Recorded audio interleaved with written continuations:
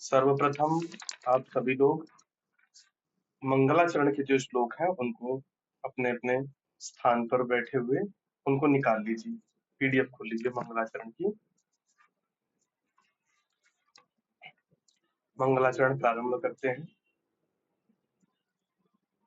अस्मद् गुरुभ्यो नमः। अस्मद् परम गुरुभ्यो नमः। अस्मद् सर्व गुरुभ्यो नमः।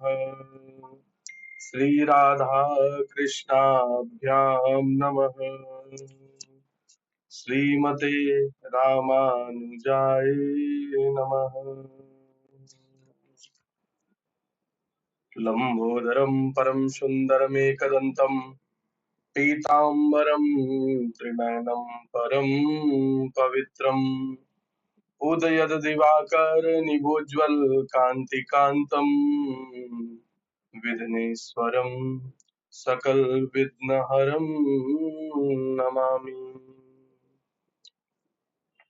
शरीरं स्वरूपं ततो वकलत्रं यशश्चारुचित्रं धनं मे तुल्यम् मनश्चैनलग्नं श्रीगुरुरन्विपद्मे ततः किं ततः किं ततः किं ततः किम्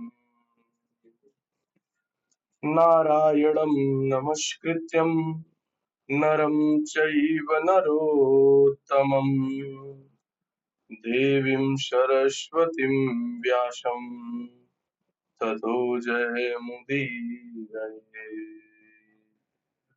जयतु देवो देवकीनन्दनोऽयं जयतु कृष्णो वृष्णिवंशप्रदीपः जयतु मेघश्यामल कोमलांग जयतु पृथ्वी भारनाशो मुकुन्द कृष्ण त्वदीय पद पंकज पंजरान्ते अद्वैव मे विशतु मानसराजहंस प्राण प्रयाण समये कफवात पित्तैः कंठावरोधन विधौ स्मरणं कुतस्थे बर्हापीडं नटवरवपु कर्णयो कर्णिकारम् बिभ्रदवास कनककपिशं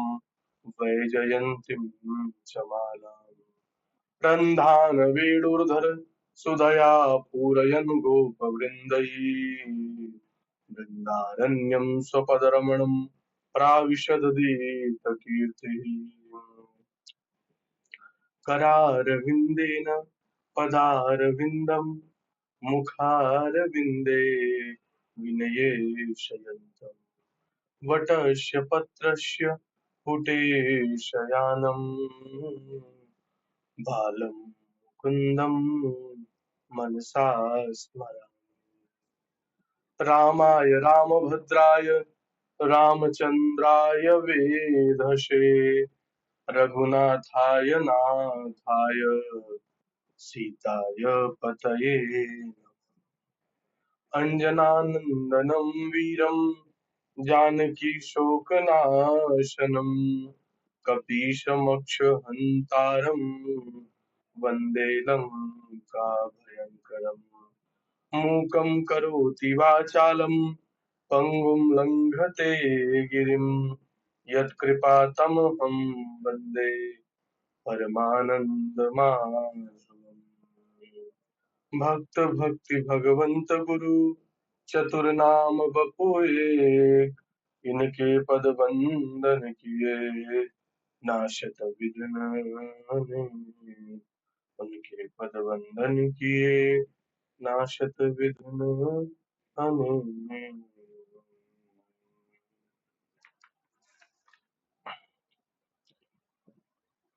बोलो वृंदावन बिहारी लाल की जय हो। हमारे मंगलाचरण की प्रस्तुति ठीक इसी प्रकार होती है। जब आप लोग मंचों से मंगलाचरण का प्राख्यान करते हैं, व्याख्यान करते हैं, तो मंगलाचरण ठीक इसी प्रकार बोला जाता है। ठीक है।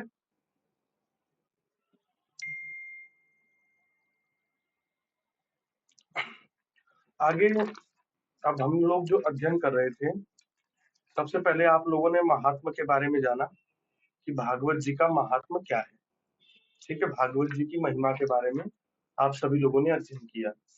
भागवत जी का महात्मा किस तरीके से है, भागवत जी किसे कहते हैं, भगवान श्री कृष्ण का क्या महत्व है, भागवत जी की रचना कैसे हुई, भगवान किन किन प्रकार के दुखों को दूर करने वाले हैं, भगवान का स्वरूप क्या है, सच्चिदानंद स्वरूप भगवान का है, विश्व को उत्पन्न करने वाले कौन, हमारे भगवान श्री कृष्ण, भगवान श्री हरि विष्णु। ठीक है, ये सब हमने अभी अपने शिक्षाओं में ग्रहण किया। आप लोगों ने, सभी लोगों ने इतनी बात समझने का प्रयास किया। कल जो हम लोगों ने पढ़ा था, एक बार उसे पुनः पढ़ेंगे। सबसे पहले तो मांडवी, आप बताइए, आपको मेरी आवाज स्पष्ट आ रही है? सबसे पहले जो कल मैंने आप लोगों को प्रथम दिवस की कथा की पीडीएफ भेज रखी है, आप लोग वो निकाल लीजिए। आज मैं आपको कल की जो चीजें हैं वो दोबारा से रिपीट करते हुए आगे बढ़ूंगा और शब्दों को तोड़ना भी सिखाऊंगा। जैसे आप लोगों को संस्कृत के शब्द अगर तोड़ करके पढ़ने में दिक्कत हो रही होगी, तो उसको भी हम थोड़ा सा आसान करने का प्रयास करें। आप सभी लोग प्रथम दिवस के कथा की पीडीएफ निकाल लीजिए। सबसे पहला जो मंत्र है, श्लोक है, वो क्या है? सच्चिदानंद रूपाय विश्वोत्पत्त्यादि हेतवे तापत्रय विनाशाय श्री कृष्णाय वयम नमः। इसको थोड़ा थोड़ा सा आप पढ़ते हैं। सबसे पहले सच्चिदानंद, क्या? सच्चिदानंद, यहाँ तक करो पहले। फिर रूपाय, सच्चिदानंद को दो शब्दों में तोड़ दो, एक सच्चिदानंद, एक रूपाय। ठीक है। अगला है विश्वोत, एक को पहले करो विश्वोत, त तक, आधे तक, विश्वोत पत्यादि, पत्यादि दूसरे शब्द पत्यादि, विश्वोत पत्यादि, और अगला हेतवे। पूरा क्लियर हो गया होगा। सच्चिदानंद रूपाय विश्वोत पत्यादि हेतवे। अगला नीचे तापत्रय, तापत्रय को एक कर दो, विनाशाय, विनाशाय को एक कर दो, श्री कृष्णाय को अलग, वयम नुमः अलग अलग है।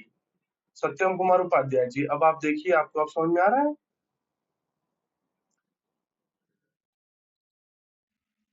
अच्छा अच्छा अच्छा, देखिए ध्यान से, शब्दों को तोड़ रहे हैं अब हम सच्चिदानंद रूपाय को। सबसे पहले सच्चिदानंद, सबसे पहले नाम हो गया, लोगों का नाम भी होता है सच्चिदानंद, ऐसे ही भगवान का नाम है सच्चिदानंद। फिर दूसरा शब्द है रूपाय, दोनों अलग अलग हुए, सच्चिदानंद रूपाय। अगला है विश्वोत, यहाँ तक, त तक पढ़ना है, विश्वोत। फिर पत्यादि, पत्यादि, द तक, पत्यादि। अगला है हेतवे, यहाँ तक। अभी अलग अलग हो गया, सच्चिदानंद रूपाय विश्वोत पत्यादि हेतवे।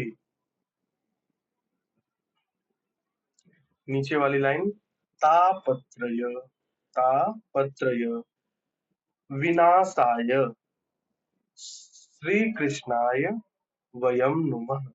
इस तरीके से करके अलग अलग शब्द हो गए। यहाँ पढ़ने में कोई समस्या है आप लोगों को?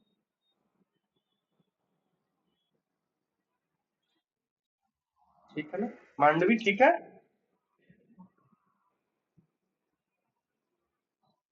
हम्म। ये मंत्र क्या कहता है? सच्चिदानंद रूपाय। आप लोगों को बार बार ये इसलिए मैं पढ़ा रहा हूँ, आप लोग इसे ऐसा मत समझना कि एक ही बात को, क्योंकि ये प्रारंभ है। जिसका प्रारंभ ठीक नहीं हुआ, जब आप मंच पे जाएंगे, प्रारंभ आपका सुंदर होना चाहिए। प्रारंभ सुंदर होते ही आप, विशेष प्रभाव लोगों पे जाता है कि हाँ, बहुत अच्छी कथा करते हैं, बहुत ज्ञानी हैं, बहुत सुंदर वक्तव्य देते हैं। प्रारंभ में ही हम अशुद्धि कर दें, प्रारंभ में ही हम सही ना प्रस्तुतिकरण कर पाए, प्रारंभ में ही सही प्रवचन न कर पाए, तो लोग कहेंगे नहीं नहीं। ठीक, बीच में भले ही आपका बहुत अच्छा हो, पर first impression is last impression. जो पहली हमारी झलक है, वो अंतिम झलक होती है। पहली झलक को देख के नहीं नहीं ज्ञान की कमी है, इन्होंने ठीक से भागवत जी का अध्ययन नहीं किया है, ऐसा कहा जाता है। ठीक है ना? इसलिए क्या है, ध्यान से समझना, पहले हमें बिल्कुल क्लियर होना चाहिए एक एक शब्द। अब इसका अर्थ क्या है, सच्चिदानंद रूपाय विश्वोत्पत्त्यादि हेतवे। भगवान का रूप कैसा है, सच्चिदानंद, सच्चित और आनंद, विश्वोत्पत्त्यादि हेतवे। भगवान कौन है, विश्व की उत्पत्ति के हेतु हैं, कारक हैं। तापत्र या विनाशाय, तीन प्रकार, तापत्र, ताप कहते हैं तीन प्रकार के दुखों को, तीन प्रकार के दुखों का विनाश करने वाले श्री कृष्णाय वयम नमः। ऐसे भगवान श्री कृष्ण को हम, ऐसे श्री राधा रानी के चरणों में हम सभी दासों का बारंबार प्रणाम। ठीक है, नीचे आ जाओ दूसरे श्लोक पे। नैमिषे सूतमाशीनम भिवाद्य महामतिम कथामृत रसास्वाद कुशल शौनको ब्रवीत। ठीक है ना? आगे कहा, अब इसको पहले अलग अलग करके पढ़ेंगे। नए मिशे, सबसे पहले नए मिशे अलग हो गया, फिर अगला सूत, सूत को अलग कर दो, नए मिशे सूत मासीनम, नए मिशे सूत मासीनम, भिवाद्य, भिवाद्य को अलग कर दो, नए मिशे सूत मासीनम, भिवाद्य महामतिम, महामतिम मतलब बहुत बुद्धि वाला, कथा अमृत, कथा अमृत को अलग कर दो, कथा अमृत, कथा अमृत बोलते हैं वैसे, पर आप कथा अमृत भी बोल सकते हो क्योंकि संधि के, संधि हो गई यहाँ पे, आ में मिल गया, तो कथा अमृत रसास्वाद, कथामृत रसास्वाद, कथामृत को अलग और रसास्वाद को अलग, कथामृत रसास्वाद, कुशलः अलग, कुशलः अलग, सौनको ब्रवीत, सौनको अलग, ब्रवीत अलग। ठीक है, अन्वय पूरा हो गया। आगे देखते हैं इसका अर्थ क्या है। नैमिषे मतलब नैमिषारण्य नामक भूमि पर, नैमिषारण्य कहाँ, भूमि कहाँ की है, उत्तर प्रदेश के सीतापुर जिले में गोमती नदी के किनारे जो भूमि है वो कौन सी है, नैमिषारण्य भूमि। नैमिषे सूतमासीनम, कौन बैठा हुआ है वहां पे, सूत जी। सूत जी किसके गुरु, सौनक आदि 88,000 ऋषियों के गुरु। ठीक है, सौनक, सौनक आदि 88,000 ऋषियों के गुरु सूत जी बैठे हुए हैं। विवाद्य महामतिम, और वो कैसे हैं, बहुत बुद्धि वाले हैं, महान बुद्धि वाले हैं। और जो उनके नीचे शिष्य बैठे हैं वो कौन है, कथामृत रसास्वाद, कथा रूपी अमृत के रस का स्वाद लेने वाले। शौनको ब्रवीत, सौनक आदि 88,000 ऋषियों ने अपने गुरुजी से बोला, अपने गुरुजी से बोला, क्या बोला, क्या बोला, तीसरे श्लोक पे आते हैं। अज्ञान ध्वांत विध्वंस कोटि सूर्य समप्रभ सूथाख्यायी कथा सारम मम कर्ण रसायनम। क्या कहा कि हे गुरुजी, आप अज्ञान ध्वांत विध्वंस, आप अज्ञान रूपी अंधकार को दूर करने में कोटि सूर्य समप्रभ, हजारों सूर्यों के बराबर हैं। जितना 1000 सूर्य का प्रकाश होता है उतना ही गुरुदेव आपका प्रकाश है। सूताख्यायी कथा सारम, हे सूत जी, इस कलयुग से कैसे निकला जा सकता है, ऐसे वक्तव्य को कहिए, बोलिए, कथा सारम, कथा के सार को बताइए जो हमें कलयुग से, कलयुग के कलिकाल प्राणियों को इस दुख बंधन से दूर कर सके। मम कर्ण रसायनम, ऐसी भगवान श्री कृष्ण को प्राप्त करने वाली कथा को मेरे कानों को अवश्य सुनाइए या मुझे अवश्य बताइए। ठीक है,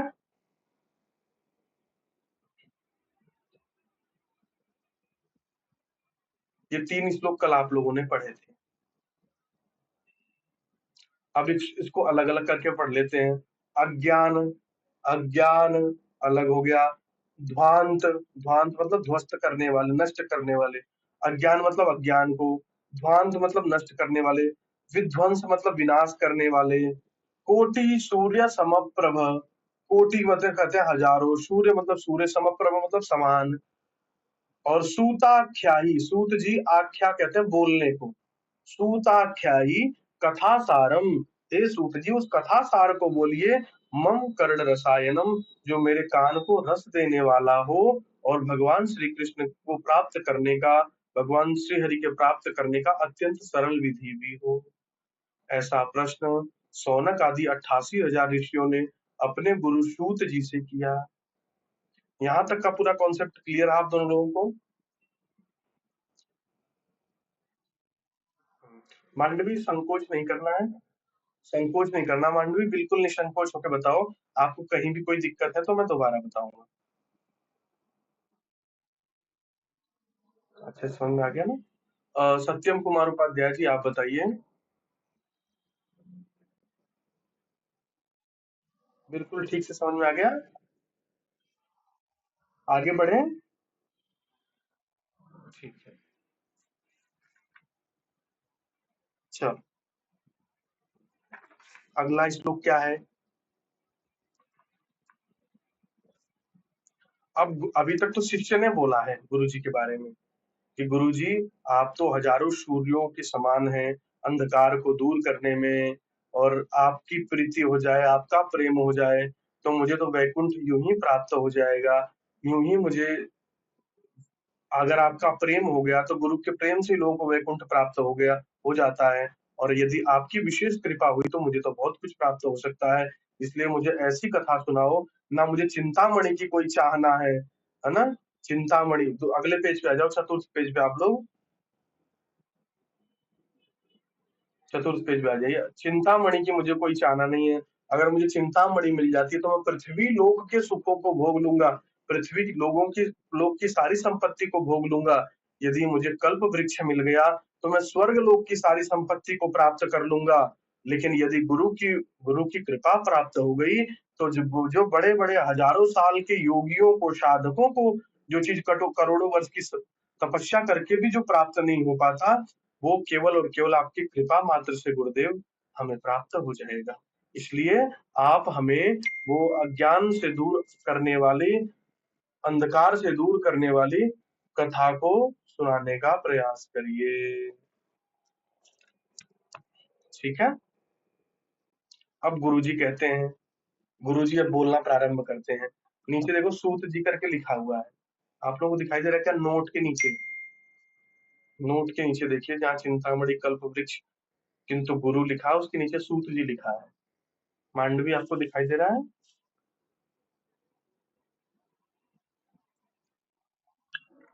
ठीक है। गुरुजी ने क्या कहा कि आपने तो अपने बारे में तो प्रश्न पूछा ही पूछा, लेकिन सबके कल्याण के लिए भी प्रश्न पूछा है सौनकादि को, इसलिए आपके प्रश्न से जगत का मंगल होगा। ठीक है, आपके प्रश्न से जगत का मंगल होगा। अगला श्लोक है, अगला श्लोक क्या है देखो, ध्यान से सुनो, बड़ा है तो आप लोगों को आराम आराम से पढ़ना होगा। काल व्याल मुख, दो दो अक्षरों को पढ़ना है इसमें। काल व्याल मुख ग्रास त्रास निर्णास हेतवे, काल व्याल मुख ग्रास त्रास निर्णास हेतवे। मांडवी पढ़ लोगे आप इसे?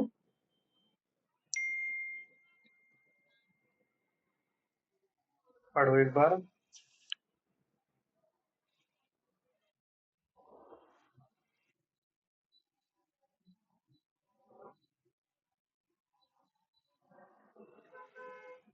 बिल्कुल, बहुत अच्छा। सत्यम कुमार उपाध्याय जी आप पढ़िए। हाँ,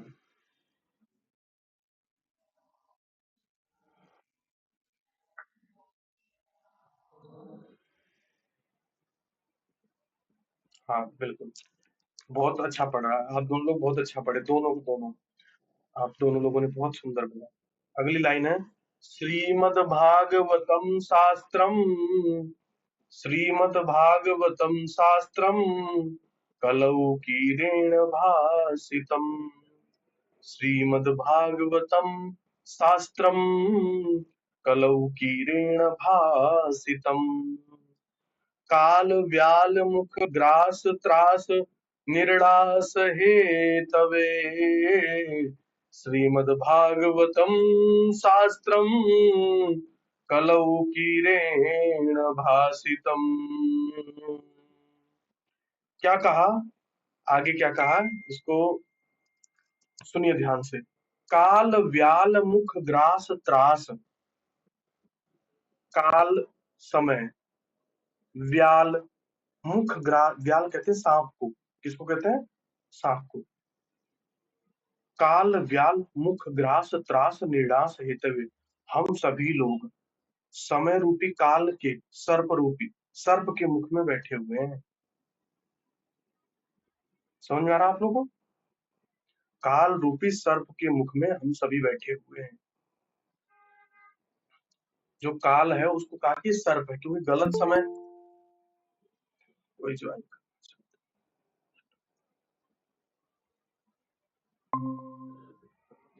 लाडली कहाँ चले गए थे आप आज?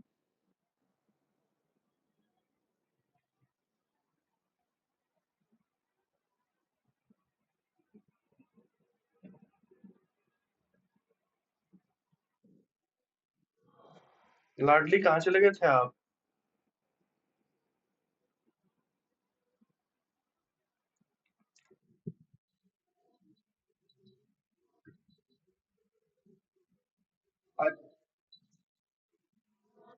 अच्छा अच्छा, चलो म्यूट,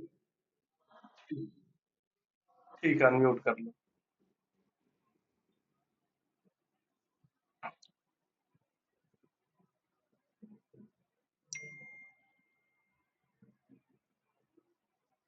ठीक है, देखो।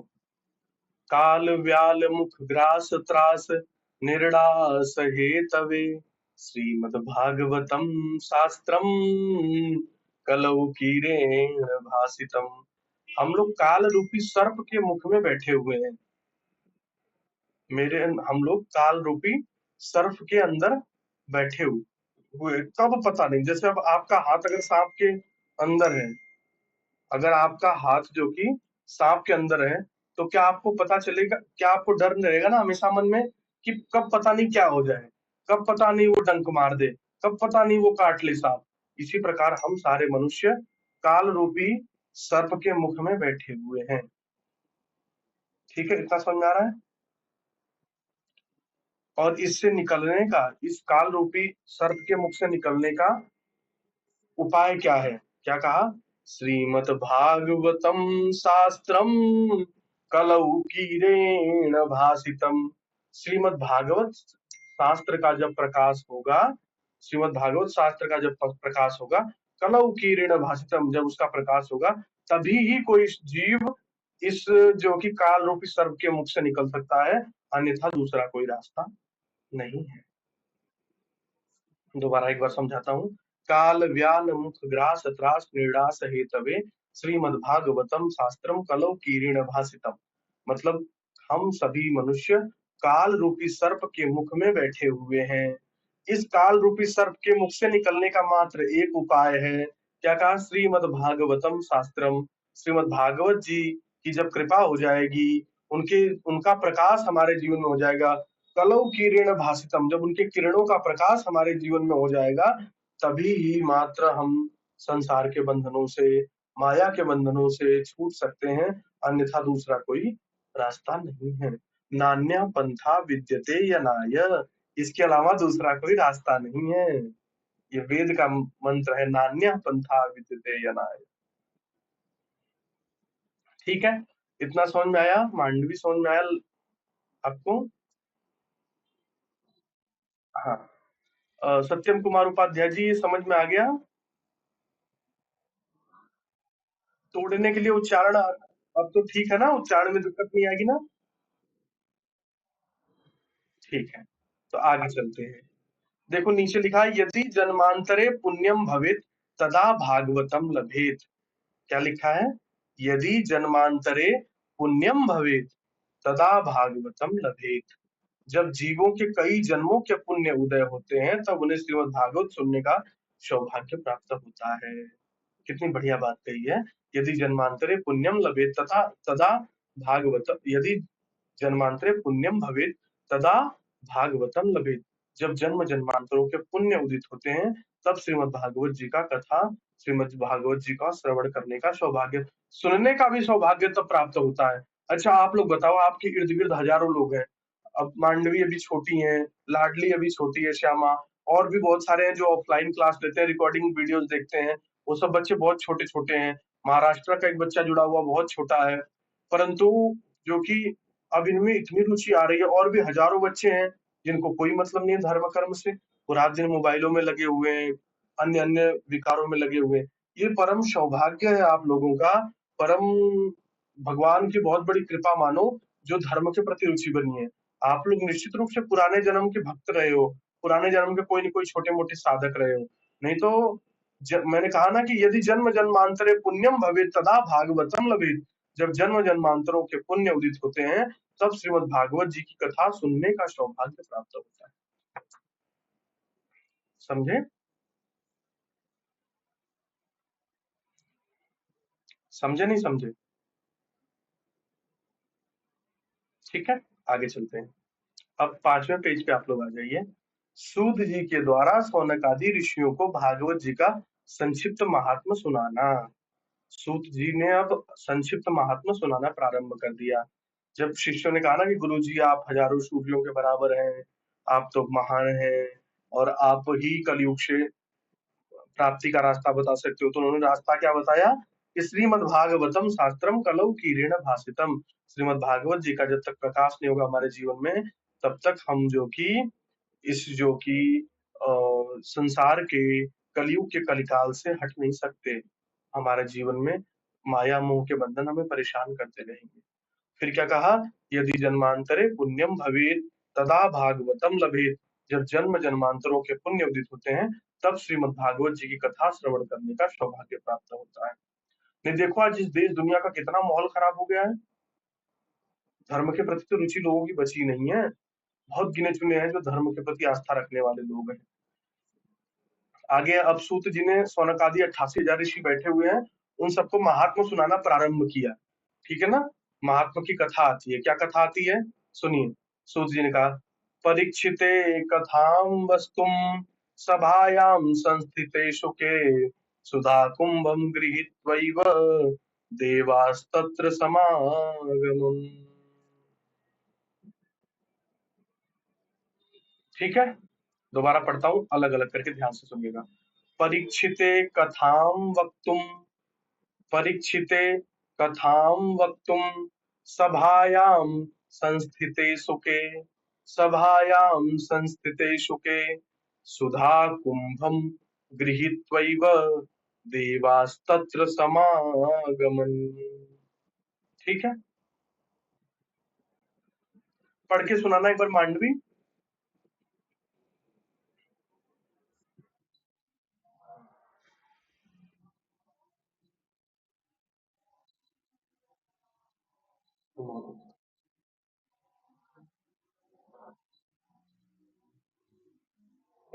वेरी गुड, बहुत अच्छा। सत्यम कुमार उपाध्याय जी आप सुनाइए।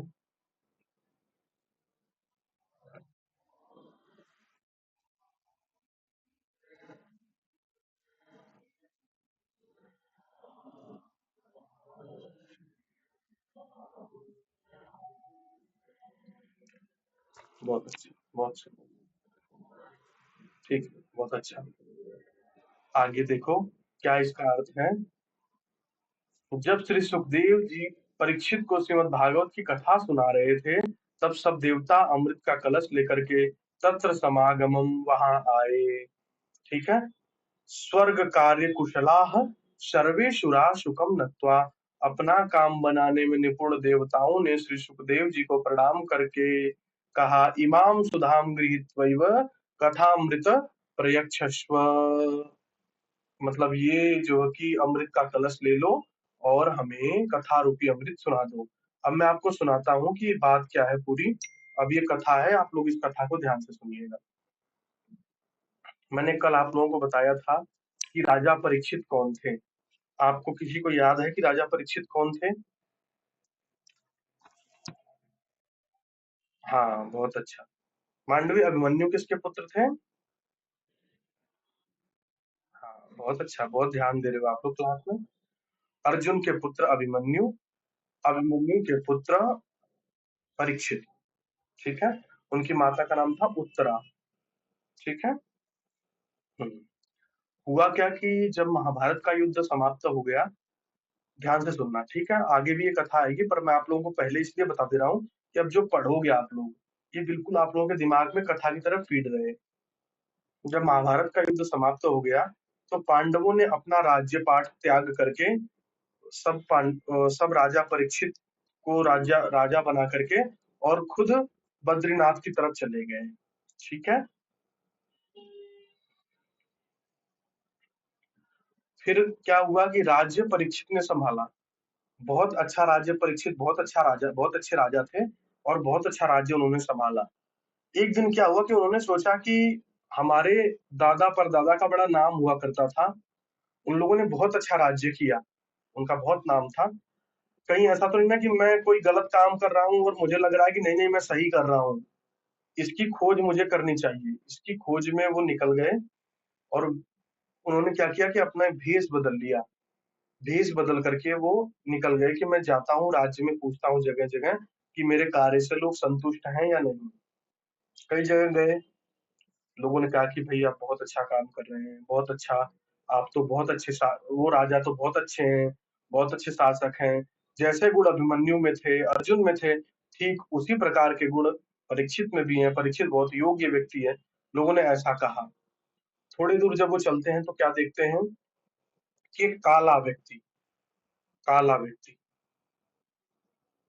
गैया को मार रहा है, पैरों से, पैरों से स्पर्श कर रहा है और गैया लंगड़ाती हुई 3 टांगों पर आगे बढ़ रही है, ठीक है।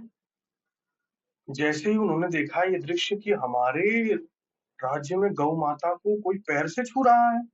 आजकल तो देखो क्या स्थिति हो गई हमारे गौ माता की, परंतु पहले गौ माता को पैर से छूना बहुत बड़ा अपराध था। तुरंत जो कि परीक्षित ने अपने बाणों को निकाल लिया और कलयुग को मारने, काले से व्यक्ति कलयुग को मारने को आगे आ गए। जैसे ही मारने को आ गया है, वो हाथ पैर जोड़ने लगा, कहा कि मैं भी आपके राज्य का व्यक्ति हूँ, मुझे भी कोई स्थान चाहिए। ये मेरे अंदर बहुत अवगुण है, लेकिन एक गुण भी है। क्या गुण है कि केशव कीर्तनम, जो व्यक्ति केशव कीर्तन करेगा मेरा प्रभाव उस पे नहीं होगा। परंतु अब मुझे भी तो स्थान चाहिए, मैं भी आपके राज्य में हूँ, मुझे भी कोई जगह दे दो। तो उन्होंने कहा कि ठीक है मैं तुझे जगह दूंगा, बता कौन कौन सी जगह तू रहना चाहता। तो राजा ने कहा कि अच्छी जगह दूंगा तो ये नुकसान पहुंचाएगा, अच्छी जगह अगर इसे दे दूंगा तो नुकसान पहुंचाएगा, जैसे यज्ञ आदि में, श्रेष्ठ कार्यों में, पुण्यों में, धर्म में इसको स्थान दे दिया जाएगा तो नुकसान पहुंचाएगा ये। इसको क्या करते हैं, कहा कि जहां पे जुआ खेला जाता हो तू वहां पे चला जाना, ठीक है। जहां पे जुआ खेला जाता हो तुम वहां पे निवास करना, जहां पे लोग शराब पीते हो तुम वहां पे निवास करना, और जहां पे गंदे लोग गंदे आचरण करते हो तुम वहां पर निवास करना। ऐसे कई कई स्थान परीक्षित जी ने उसे दे दिया।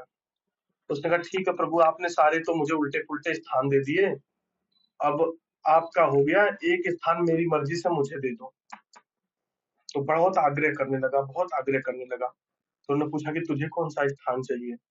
तो कलयुग ने कहा कि मैं मुझे सोने में भी मुझे स्थान दे दो, स्वर्ण में, स्वर्ण में भी मुझे एक स्थान दे दो।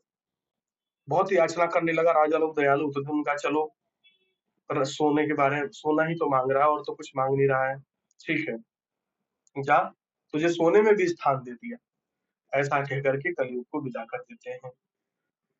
एक दिन राजा शिकार खेलने जाते हैं और अपने सिर पे मुकुट रखते हैं सोने का। अब जब कलयुग को सोने में स्थान दे दिया तो मुकुट में स्वयं विराजमान हो गया कलयुग। सत्यम कुमार जी, समझ में आ रही है पूरी कहानी? हाँ। जब कलयुग को सोने में स्थान दे दिया तो कलयुग स्वयं आकर के उस मुकुट में विराजमान हो गया। अब जब बुद्धि पे कलयुग विराजमान हो जाए तो सोचो व्यक्ति की क्या स्थिति होगी। अब ये शिकार खेलते खेलते जंगल में घूमते घूमते गए श्रृंगी ऋषि के आश्रम में पहुंच गए, समीप ऋषि के आश्रम में। समीप ऋषि के आश्रम में पहुंचे तो इन्हें प्यास लगी बहुत ज्यादा। ठीक है, जब इन्हें जल की प्यास लगी तो इन्होंने ऋषि का दरवाजा खटखटाया, और ऋषि साधना में बैठे हुए थे। उन्होंने वो नहीं उठे, ना उन्होंने जल दिया, तो गुस्सा में इन्होंने दूर देखा कि एक मरा हुआ सांप पड़ा है। ये गए, वो सांप लाए और सांप ला करके ऋषि के गले में फेंक करके चले गए। जैसे ही एक ब्रह्मचारी ने जाकर के उनके ऋषि के पुत्र को बताया कि तुम्हारे पिताजी के गले में एक राजा था, उसने अनिष्टता करते हुए तुम्हारे पिताजी तपस्या में बैठे हुए थे, साधना में बैठे हुए थे, और उसने जो कि मरा हुआ सांप आपके पिताजी के गले में डाल दिया। तो उसने जल को लेकर के और शाम्बी नदी का जल लेकर के अपने हाथ में, और ये कहता है कि जिसने भी ये दृष्टता, ऋषि का पुत्र कहते हैं कि जिसने भी ये दृष्टता करने का प्रयास किया, मैं ये श्राप देता हूँ कि तक्षक नाग के काटने, उस समय सबसे भयावह नाग हुआ करता था तक्षक नाग काटने से 7 दिनों के अंदर उस व्यक्ति की मृत्यु हो जाएगी। और जैसे ही श्राप दिया, फिर बाद में जब ऋषि उठे तो उन्होंने बहुत डांटा, कहा कि बेटा तुमने ठीक नहीं किया, वो बहुत अच्छे राजा थे, उनकी वजह से ही हम लोग भजन कीर्तन कर पा रहे हैं। ध्यान रखो, जब हमारा शासन ही हमारे खिलाफ हो जाएगा तो हम कैसे भजन कीर्तन कर पाएंगे। इस देश में रह करके भजन कीर्तन करना भी बड़ा मुश्किल हो जाएगा। सरकारें जब परमिशन नहीं देंगी कथाओं की तो कैसे कथाएं होंगी, ठीक है ना। तो उन्होंने कहा कि तुमने बहुत अनर्थ कर दिया, इससे अच्छा राजा अब इस हमारे समय को मिलने वाला नहीं है, और तुमने इसे श्राप दे दिया कि 7 दिनों में परीक्षित की मृत्यु हो जाएगी। ठीक है, तो अब क्या किया जाए। जैसे ही लोगों ने परीक्षित को ये बात बताई कि तुम्हें श्राप मिल गया है कि 7 दिनों के अंदर तक्षक नाग काटने से तुम्हारी मृत्यु हो जाएगी, वैसे ही राजा परीक्षित अपना राजपाट सब कुछ छोड़ करके जंगल में नदी के किनारे चले जाते हैं, और नदी के किनारे जाकर के सब संतों को निमंत्रण देते हैं, और सबको वहां पर एकत्रित करते हैं, एक स्थान पर बुलाते हैं, और अपने गुरुदेव श्री सुखदेव भगवान को, उनके गुरुजी का नाम क्या था, श्री सुखदेव भगवान, क्या नाम था, श्री सुखदेव। सुखदेव जी कौन थे, राधा रानी के सुख थे, तोते थे पूर्व जन्म में। इस जन्म में सुखदेव रूप में आए थे भगवान राधा रानी की कथाओं को सुनाने के लिए, पर पूर्व जन्म में वो राधा रानी के सुख थे, तोते थे। इससे आप लोगों को याद हो जाएगा सुखदेव भगवान कौन थे। उन्होंने अपने गुरुदेव श्री सुखदेव भगवान जी का स्मरण किया, और उनके गुरुदेव श्री सुखदेव भगवान आए, और सब संत आए। सब संतों से श्री सुखदेव जी भगवान से उन्होंने पूछा कि ऐसे समय पे मुझे क्या करना चाहिए, मेरे पास केवल 7 दिन शेष रह गए हैं। तो सब संतों ने क्या कहा, श्रीमद्भागवतम शास्त्रम कलौ कीरेण भासितम। श्रीमद् भागवत जी का ही मात्र एक प्रकाश है जो तुम्हें मुक्त कर सकता है। यदि, मैंने ये देखो नीचे लिखा भी है 3rd पेज के नीचे, यदि जन्मांतरे पुण्यम भवेत तदा भागवतम लभेत। जब जन्म जन्मांतरों के पुण्य उदित होते हैं तब श्रीमद् भागवत जी की कथा सुनने और पढ़ने का तो सौभाग्य बहुत दूर की बात है, सुनने का भी सौभाग्य तब प्राप्त होता है। और आप लोग तो पढ़ रहे हैं तो आप लोग तो परम सौभाग्यशाली हैं। मूल चीजों को पढ़ना, लोग सुनने में मात्र सौभाग्यशाली बताया गया यहाँ, और आप लोग तो श्रीमद् भागवत जी के अध्ययन को कर रहे हैं, तो निश्चित रूप से समझिए आप लोग परम सौभाग्यशाली हैं। आप लोग ठाकुर जी के ही सखा हैं, किसी न किसी रूप में आप लोग आए हुए हैं उनकी मंगलमय कथाओं को सुनने के लिए। ठीक है, तो अब क्या हुआ कि सबने कहा कि श्रीमद् भागवत जी की कथा सुन लो परीक्षित, यही मात्र एक मुक्ति का उपाय है तुम्हारे।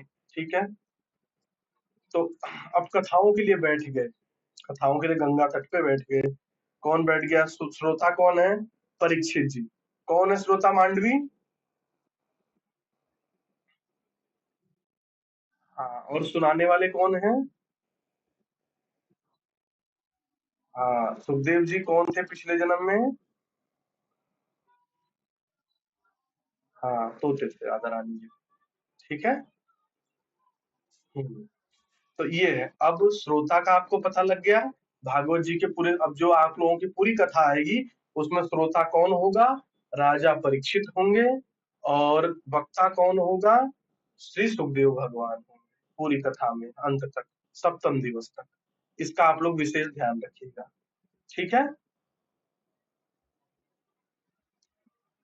ये बात कौन किसको बता रहा है जानते हो? ये बात नैमिषारण्य भूमि में चल रही है।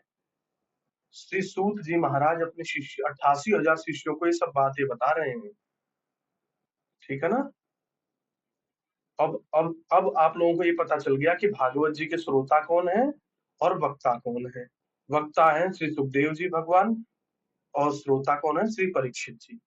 अब परीक्षित जी जैसे ही कथा के लिए बैठे हैं, श्री सुखदेव भगवान ने कथा प्रारंभ की, तभी देवता लोग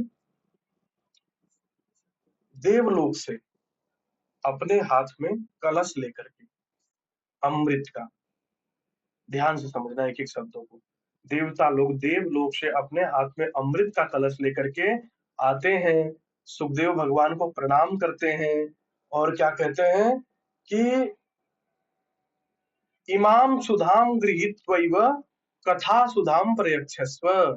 यह अमृत का कलश आप ले लीजिए, ये परीक्षित को पिला दो। परीक्षित जिंदा हो जाएगा, उसे जीवन ही तो चाहिए 7 दिन बाद। तो ये अमृत का कलश है, ये अमृत का कलश लेकर के परीक्षित जी को दे दो। श्री सुखदेव भगवान, परीक्षित पूर्ण हो जाएगा, जीवित हो जाएगा, मृत्यु नहीं होगी परीक्षित के अमृत पीने से। और ये जो श्रीमद् भागवत जी की कथा चल रही है, ये कथा का पान हमें करा दो, ठीक है। अब मैं आशा करता हूँ कि आप लोगों को पूरी स्टोरी स्पष्ट हो गई होगी। सत्यम कुमार उपाध्याय जी बताइए। हाँ, यहाँ तक सब कुछ समझ में आ गया? हाँ, पीछे तक का सब कुछ क्लियर हो गया ना? हाँ, ठीक है। तो क्या हुआ कि देवताओं ने दिमाग चलाया अपना कि ऐसे तो शायद कथा सुनाए ना सुनाए, संशय बुद्धि पहले ही लेके आ गए, पहले ही संशय बुद्धि लेके आ गए। साथ में अमृत का कलश लेके आए कि चलो जी अमृत का कलश दे देंगे तो डील पक्की हो जाएगी और जो कि देवता हमें सुनाएंगे। और परीक्षित जी को ये अमृत का कलश दे दूंगा और फिर सुखदेव जी से कहूंगा कि ये कथा 7 दिन के हम देवताओं को सुना दो। पर फिर सुखदेव भगवान ने क्या कहा कि हे देवताओं, तुम ठगिया बुद्धि लेकर के आए हो। क्या कहा? तुम ठगिया बुद्धि लेके आए हो। संस्कृत में कहा कि क्व सुधा क्व कथा लोके क्व कांचः क्व मणिर्महान। दोबारा, क्व सुधा क्व कथा लोके क्व कांचः क्व मणिर्महान ब्रह्मरातो विचार्येवं तदान देवान जहाशः। क्व सुधा क्व, अब धीरे धीरे, क्व सुधा क्व कथा लोके क्व कांचः क्व मणिर्महान ब्रह्मरातो, ब्रह्मरातो विचार्येवं, ब्रह्मरातो विचार्येवं तदान देवान जहासः। अब देखो इसका अर्थ क्या किया। क्व सुधा क्व कथा लोके, कहाँ तो सुधा, सुधा मतलब अमृत, क्व कथा और कहाँ कथा, लोके क्व कांचा क्व मणिर्महान, तुम तो देवताओं कांच और मणि की तुलना कर रहे हो। कांच होता ना वही मणि की तरह चमकता है, कांच मणि की तरह चमकता है। तो कहा कि कांच और मणि की तुलना हो सकती है क्या कभी? नहीं हो सकती, कदापि नहीं हो सकती। कांच कांच है और मणि मणि है। ऐसे ही कहा कि जैसे कांच और मणि की तुलना नहीं हो सकती, ऐसे ही अमृत की और भागवत जी की कथा की तुलना नहीं की जा सकती। भागवत जी की कथा है, ये मणि है और जो कि तुम्हारा जो अमृत का कलश है कांच के समान है। और देवताओं सुनो, तुम ठगिया बुद्धि लेकर के आए हो, इसलिए तुम श्रीमद् भागवत जी के अधिकारी नहीं हो। अगर तुम विनम्रता पूर्वक आकर के प्रणाम करके कहते कि हे श्री सुखदेव भगवान, श्रीमद् भागवत जी की कथा का प्रकाश हमारे हृदय में भी कर दीजिए, तो निश्चित रूप से आपके हृदय में श्रीमद् भागवत जी की कथा का प्रकाश होता। परंतु तुम देवताओं ठगिया बुद्धि लेकर के आए हो, इसलिए तुम भागवत जी के अधिकारी नहीं हो, भागवत जी के अधिकारी नहीं हो। देखो नीचे दिया भी है, संसार में कहाँ तो अमृत और कहाँ कथा, जैसे कांच और मणि की तुलना नहीं हो सकती, वैसे ही सुधा अमृत और कथा अमृत की भी तुलना नहीं हो सकती। एवं विचार्य देवरातः देवान जहासः। यही सोचकर सुखदेव जी ने देवताओं की हंसी उड़ा दी कि तुम ठगिया बुद्धि लेकर के आए हो, तुम कांच की तुलना मणि से कर रहे हो भैया। ठीक है ना, ये समझ में आ गया सबको?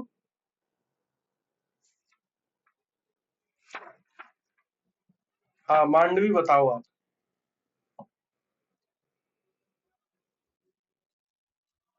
समझ में आ गया? हाँ, सत्यम कुमार जी आप बताइए। सत्यम कुमार उपाध्याय जी। हम्म। चल, उसके बाद अगले पेज को देखो एक बार। 6वें पेज को खोल लीजिए आप लोग। देखो इसमें सुधामृत और कथामृत की तुलना की गई है। सुधामृत कैसा है? बेस्वाद है। और कथामृत कैसा है? सुस्वाद है। बहुत स्वादिष्ट है, स्वाद देने वाला है। और सुधामृत कैसा है? सीमित है। और कथामृत कैसा है? कथा भगवान की कभी समाप्त नहीं होती। हरि अनंत, हरि कथा अनंता। भगवान भी अनंत है और भगवान की कथा भी अनंत है। तो कथा अमृत कैसा है? असीमित है। अमृत पीने के बाद भी एक न एक दिन तो मोक्ष की प्राप्ति, मरना ही पड़ता है। अमृत पीने के बाद भी एक न एक दिन तो मरना ही पड़ता है।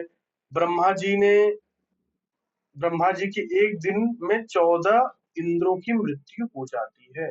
मतलब जब ब्रह्मा जी का एक दिन पूरा होता है तो 14 इंद्रों की मृत्यु हो जाती है, और एक इंद्र का कार्यकाल भी कई हजार साल होता है। अब आप सोचो, तो अगर मान लो कि इनका कहना है कि अगर अमृत भी पी लेंगे तो फिर भी कभी ना कभी तो जाना पड़ेगा। लेकिन कथा रूपी अमृत पीने के बाद आत्मा शाश्वत और हमेशा हमेशा के लिए अमर हो जाती है, भगवान में लीन हो जाती है, भगवान के प्रति प्रेम हो जाता है। फिर संसार में ना अमृत चाहिए, ना पद चाहिए, ना प्रतिष्ठा चाहिए, न किसी से कोई यश की इच्छा, न अपयश की इच्छा, न मान की इच्छा, न सम्मान की इच्छा। फिर तो केवल बस एक इच्छा रह जाती है, मीराबाई की तरह, कि मेरे तो गिरधर नटवर नागर। फिर तो बस केवल एक इच्छा रह जाती है कि मेरे तो भगवान है, दूसरा संसार में कोई नहीं है। क्योंकि हमारे यहाँ ना कहा गया कि संसरणम इति संसारः। संसार की परिभाषा करी गई है, आप लोग ध्यान से सुनना।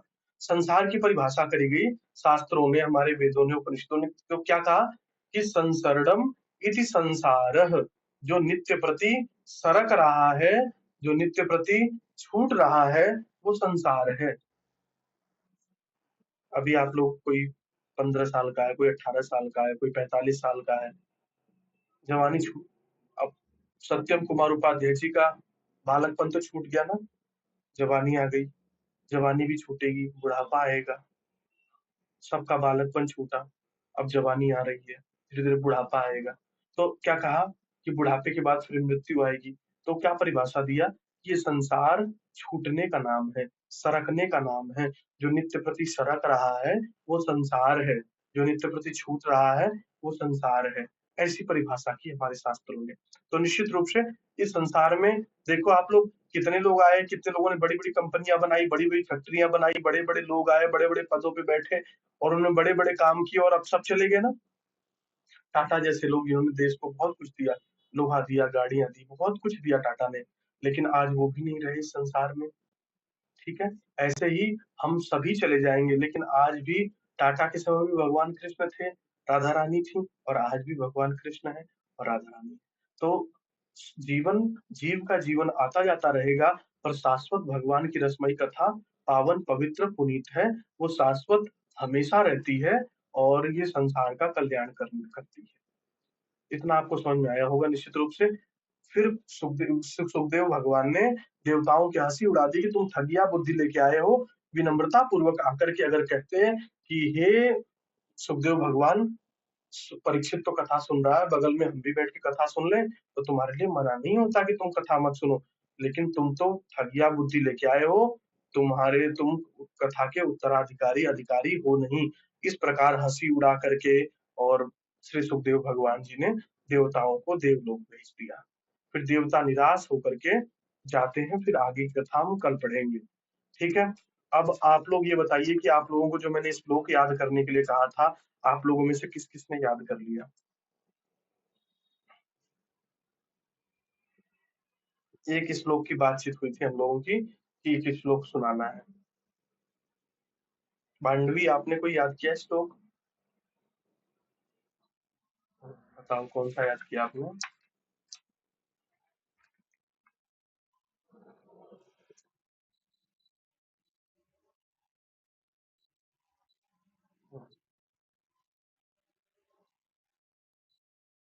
हाँ, बहुत अच्छा, बहुत सुंदर। ठीक है। आपको ये याद हो गया है ये? बहुत अच्छा, बहुत अच्छा। सत्यम कुमार उपाध्याय जी, आपको एक श्लोक सुनाइए। हाँ, जो आपको याद हो गया हो।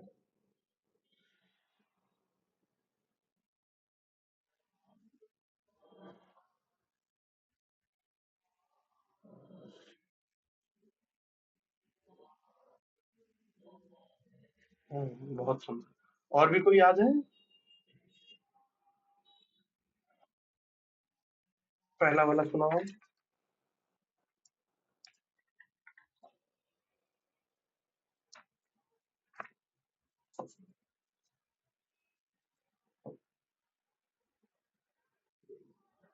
भाष्यते सर्ववेदेषु गीयते नारदादिभिः वदन्ति त्रिषु लोकेषु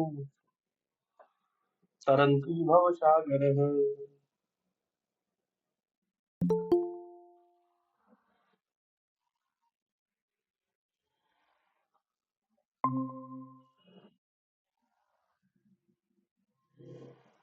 बिल्कुल। ठीक है। अब ये नैमिषारण्य तमाशिलम विवाद्यम महामतिम, ये आपको याद है? नैमिषेषु तमाशिलम विवाद्यम महामतिम। अच्छा, चलो ठीक है। तो अभी आप लोगों ने इतना अध्ययन किया कि श्रीमद् भागवत जी के मंगलाचरण का अध्ययन किया, और नैमिषारण्य में कथा प्रारंभ हुई, ये आप लोगों ने आरंभ किया, और श्रोता वक्ता कैसे होने चाहिए आप लोगों ने ये पढ़ा, और गुरु की प्रीति से वैकुंठ आदि कैसे प्राप्त हो जाता है, ये इसको आप लोगों ने समझा। और संसार में कलयुग में काल रूपी सर्प के रूप मुख में मनुष्य बैठा हुआ है, इसकी प्राप्ति का रास्ता श्रीमद् भागवतम शास्त्रम कलौ कीरेण भाषितम, आप लोगों ने ये अध्ययन किया। और आप लोगों ने ये भी पढ़ा आज कि यदि जन्मांतरे पुण्यम भवेत तदा भागवतम लभेत, जब जन्म जन्मांतरों के पुण्य उदित होते हैं तब श्रीमद् भागवत जी की कथा प्राप्त होती है। ठीक है। फिर आप लोगों ने ये सुना कि परीक्षित कौन थे। आज आप लोगों ने सुना ना परीक्षित कौन थे, परीक्षित को श्राप कैसे मिला, और परीक्षित के श्रोता हैं भागवत जी के, और वक्ता कौन है, श्री सुखदेव जी भगवान। और श्री सुखदेव जी भगवान कौन है, श्री राधा रानी के शुक हैं। और जो कि वो कथा सुना रहे हैं, बीच में देवता लोग अमृत का कलश लेकर के आते हैं और कहते हैं कि अमृत का कलश परीक्षित को पिला दो और श्रीमद् भागवत जी की कथा हमें सुना दो। तो पर सुखदेव भगवान ने क्या कहा कि हे देवताओं, तुम इस कथा के अधिकारी नहीं हो, तुम यहाँ पे ठगिया बुद्धि लेकर के आए हो, और ठगिया बुद्धि लेकर आने वाले लोग कथा के अधिकारी नहीं होते हैं, इसलिए तुम लोगों को श्रीमद् भागवत जी की कथा नहीं सुनाई जाएगी। फिर देवता निराश होकर के देवलोक चले जाते हैं। आगे की कथा हम कल पढ़ेंगे। यहाँ तक की कथा में यदि किसी को भी कोई संशय हो तो आप बता सकते हैं।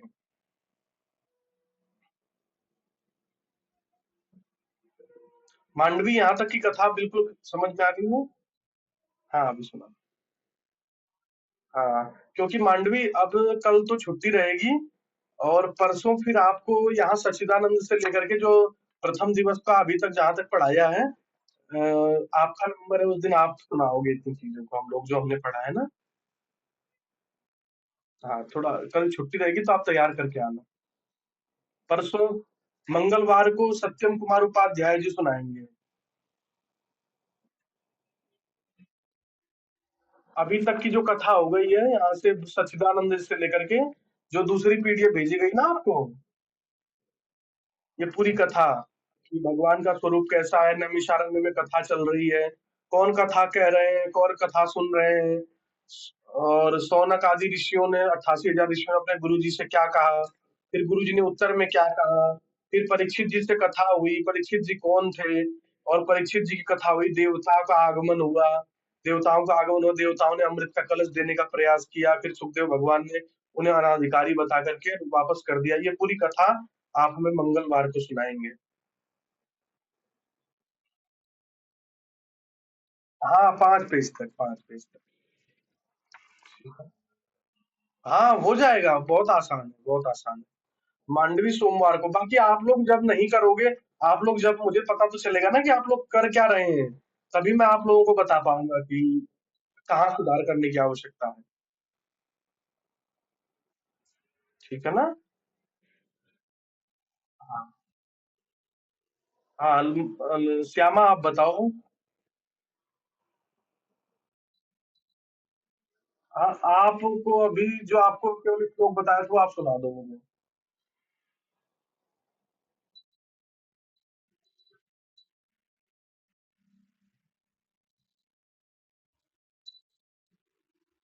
अरे वाह, आज तो आप बिल्कुल तैयारी के साथ आए हो।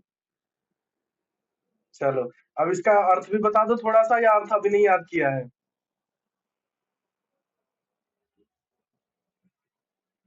इसका अर्थ भी बता दो।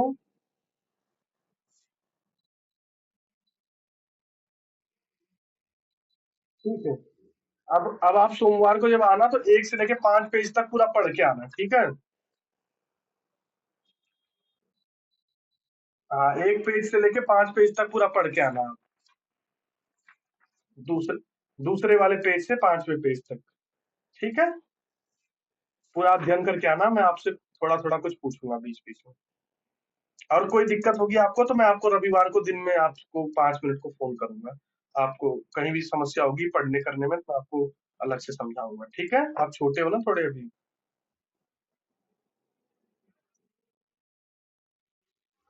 मैं दोपहर में समय निकाल को पहले आपको आपको जब समय होगा तभी आपको करूंगा, ठीक है? नहीं होगा तो कोई बात।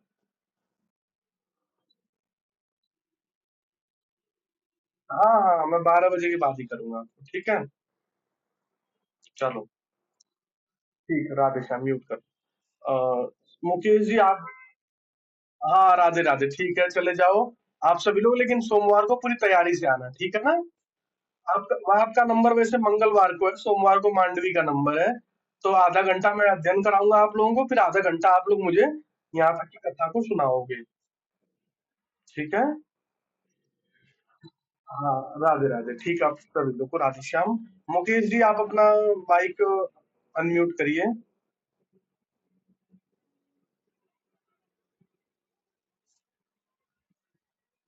ठीक है, राधे श्याम, आप सभी लोग जा सकते हैं।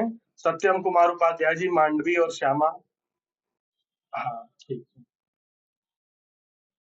हाँ, मुकेश जी आप वीडियो ऑन कर लो अपनी। जी।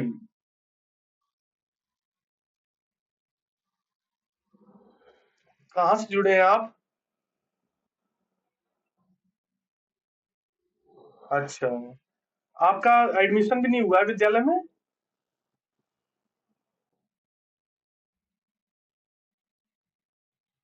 अच्छा, तो आप दाखिला लेंगे विद्यालय में? अच्छा, तो उसका रजिस्ट्रेशन करवा दीजिए, क्योंकि जो नई पीडीएफ है ये आप लोगों के पास होगी नहीं कुछ भी, जब तक आप लोगों का दाखिला नहीं होगा। अब जो आप अध्ययन करा रहा हूँ मैं, ये सारी कथा सुनाई है अभी, पूरी आप लोगों के पास इसकी बुक ही नहीं होगी। हाँ, तो इसलिए आप, जो कि आप मुझे अभी ओम लिख के भेजना, और कुछ अमाउंट दे करके, पूरा नहीं आधा दे करके रजिस्ट्रेशन करवा लो, बीच में पैसा दे, बाकी फीस बीच में दे देना। ठीक है? विधिवत सीखोगे तभी कुछ समझ में आएगा ना। रिकॉर्डिंग रोज की जाती है, रिकॉर्डिंग से आप सीख लेना जो भी सीखना हो। ठीक है? चलो, ठीक है, राधे श्याम।